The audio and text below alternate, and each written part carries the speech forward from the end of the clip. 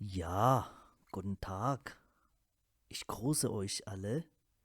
Heute haben wir die Folge Nummer 2 von The Teacher's Opinion. Ne? Ja, vielen Dank für eure Kommentare. Video शुरू करने से पहले एक छोटी सी अनाउंसमेंट है कि कम्युनिटी सेक्शन में जैसे आप लोगों ने मेंशन किया हुआ था अपना लेवल और कौन सा एरिया है आपकी डिफ़िकल्टी का, तो उसमें स्पीकिंग का कुछ ने लिखा था, शायबन का, खुगन का भी लिखा था और डिफरेंट लेवल्स आपने मेंशन किए थे।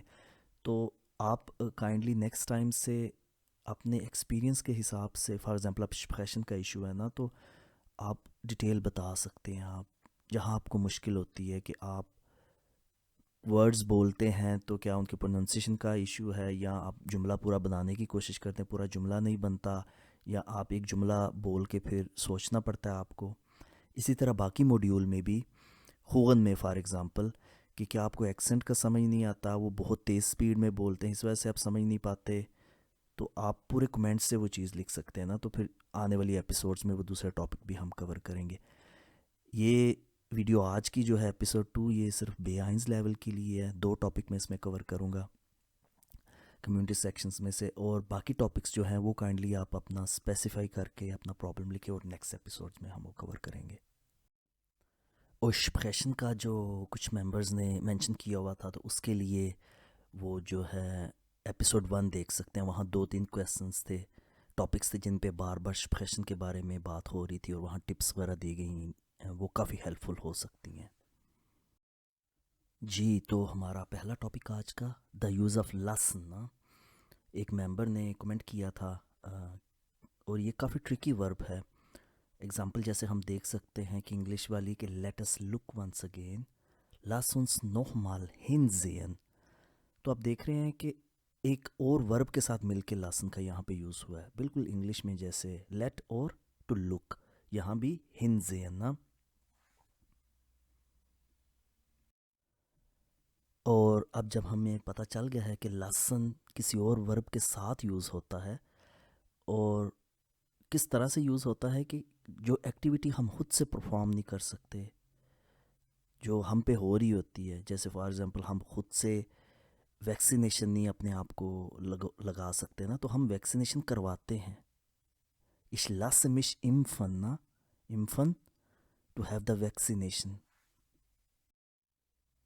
जी, तो आप देख रहे हैं कि ये ich lasse mich impfen है ना, warum nicht ich lasse mir impfen। आप डिक्शनरी में चेक करेंगे तो आपको ये पूरा कंपोनेंट ऐसे मिलेगा, sich impfen lassen to have the vaccination ना। जी, तो हम lassen का एक और यूज़ देख लेते हैं कि कोई एक्टिविटी जो कि हम खुद नहीं करते ना, हम अपने बाल खुद से नहीं काटते ना, हम बाल कटवाते हैं। तो ich lasse mir die Haare schneiden। ठीक हो गया। अब ये मैं मोडाल व्याप के साथ भी यूज़ कर सकता हूँ, zum Beispiel ich muss mir die Haare schneiden lassen ना। तो आप देख रहे हैं कि लेट जो है लसन यहाँ पे वो कॉन्जुगेटेड फॉर्म में आ रहा है ना, और दूसरा जो एक्चुअल वर्ब है वो एंड पे चला जाता है, और जब मोडाल व्याप आएगा तो 3 वर्ब यूज़ हुए तो पोजीशन बिल्कुल बदल जाती है। ich muss mir die Haare schneiden lassen। अब मैं अगर पास्ट में ये बात बताना चाहूँ कि कल मैंने बाल कटवाए थे, ich habe mir gestern die Haare schneiden lassen। तो ये भी ये रूल है कि यहाँ पे बेशक पुरानी बात है परफेक्ट वाली, लेकिन लासन वैसे अगर आप डिक्शनरी में चेक करें तो उसके जो पार्टिसिप्स वाई फॉर्म गे लासन है, लेकिन इस सूरत में जहाँ वो वर्ब के साथ आता है तो लासन का लासन ही रहता है। जी, तो हमने 3 यूजेस लासन के पहले देख लिए। अब चौथा यूज़ लासन का टू लीव भी तो होता है, अगर हम डिक्शनरी में चेक करें। For example ich habe meinen Schlüssel zu Hause gelassen। अब यहाँ पे देख रहे हैं, अब लासन का इस्तेमाल आम वर्ब की तरह हो रहा है, तो उसकी पार्टिसिप्स वाई फॉर्म भी चेंज हुई है। Also nochmal, ne? Zwei verschiedene Bedeutungen von lassen her। First जो हमने देखा कि ich habe mir gestern die Haare schneiden lassen, to let ना। और फोर्थ हम देखा जिसमें lassen की वर्ब की फॉर्म चेंज हुई है, गे lassen बन गया है। और श्नाइडर लासन में देखें कि लासन बिल्कुल चेंज नहीं हुआ, यहाँ पे कॉन्जुगेटेड फॉर्म सिर्फ हाबन की चेंज हुई है। जी, तो दूसरा टॉपिक हमारा आज का वर्ड शर्ट्स ना। खोले सोर्सेज क्या हैं नए वर्ड्स के। लेटर्स हम रिसीव करते हैं, ब्रीफे, Berichte ना, wir lesen ja manchmal Berichte जो घर पे कोई रिपोर्ट्स वगैरह या मैगजीन्स हमें आते हैं। फिर बुस हल्टेस्टेले पे हम जब खड़े होते हैं वहाँ हम नोट करते हैं प्लाकाटे व्याबुंगन ना, हम वो पढ़ते हैं वो कौन से फ्रेजेस यूज़ करते हैं। फिर आप कंप्यूटर यूज़ करते हो तो आप MS ऑफिस को जर्मन वर्जन में यूज़ करें ना फॉर एग्ज़ाम्पल, तो वहाँ आप काफ़ी नए वर्ड सीखते हो। कॉपियन, einfügen, löschen ना, अब löschen टू डिलीट है और एक होते lösen टू सॉल्व, दो डिफरेंट वर्ड्स हैं ना, तो इस तरह से आप नए वर्ड सीखते रहते हो इंटरएक्टिवली। या ein Beispiel ना, Lidl lohnt sich, Slogan von Lidl ना, ich mache ja keine Werbung, aber dann ich frage mich, lohnt es sich, wenn man jeden Tag 10 neue Wörter lernt? Ja klar, ich bin der Meinung, dass es sich lohnt, dass man jeden Tag neue Wörter lernt. इसी तरह एक और example हम देख लेते हैं। For example slogan from Red Bull ना, Red Bull फ्लाइट फ्लूगल, रेड बुल लैंड्स विंग्स ना, उधार देता है रेड बुल विंग्स उड़ने के लिए। जी, तो फ्लायन वर्ब हमने सीखा कि रेड बुल हमें उधार देता है ना, lend, Red Bull provides us wings फ्लूगल। तो लेकिन लायन भी तो एक वर्ब होता है और आउस लायन भी वर्ब होता है, तो फिर उनका क्या मीनिंग है अगर हम डिक्शनरी से चेक करें तो लायन टू बारो, आउस लायन भी टू बारो होता है। अब टू बारो क्या है कि उधार लेना ना। Ich habe gestern vom Freund von mir 10 € ausgeliehen, मैंने कल अपने दोस्त से 10 € बारो किए। तो इन दोनों चीज़ों फॉर लायन और आउस लायन में फ़र्क है टू बारो और टू लैंड का, इस चीज़ का आपको ध्यान देना होता है। और लायन और आउस लायन सिमिलर है, उनमें सिर्फ फ़र्क ये है कि आउस लायन फॉर्मली ज़्यादा यूज़ होता है और स्पोकन में लायन भी चल जाता है। सो लायन और आउस लायन सिनोनिम है, लेकिन फॉर लायन दूसरे कॉन्टेक्स्ट में यूज़ होता है। जी, तो वर्ड्स नए सीखने की एक और टेक्निक के सिमिलर वर्ड एंडिंग्स ना। फॉर एग्जांपल यहाँ पे फतहाग, अनथाग, आइनथाग, बाइथाग और बेथाग। अब यहाँ पे आसान चीज़ ये है कि हमें पता है कि ट्राग एंडिंग वाले जो नाउन है वो डेया होता है ना, डेया फतहाग। और डेया फतहाग का मीनिंग अगर आप डिक्शनरी में देखें तो वहाँ आपको 10-10 कई दफ़ा 20-20 मीनिंग भी मिलते हैं, लेकिन आपने देखना होता है कि आपने ये वर्ड पहली दफ़ा कहाँ देखा और वहाँ से अपने मतलब वाला मीनिंग सेलेक्ट करना होता है। यहाँ मैंने 3 मतलब फॉर एग्जांपल लिए हैं। हम यहाँ जर्मनी जब आते हैं तो हमें पता है शुरू में ही हमें अपने रूम का कॉन्ट्रैक्ट और दूसरे टेलीफोन का कॉन्ट्रैक्ट, डिफरेंट कॉन्ट्रैक्ट्स करने पड़ते हैं। फतहाग ना, एग्रीमेंट भी है, फिर इसका मीनिंग फिर डील भी है। अब इसी ये नाउन जो है बेसिकली तो ये वर्ब से आया ना, तो वर्ब फतहागन, और हमें ये इकट्ठा याद रखना चाहिए क्योंकि एसोसिएट करना आसान है ना। हम 2 यूजेस देख लेते हैं वर्ब के ना, फतहागन के। zum Beispiel, ich kann deinen Witz vertragen. I can deal your joke, ne? Oder ich kann mich mit dir gut vertragen. I can deal with you good.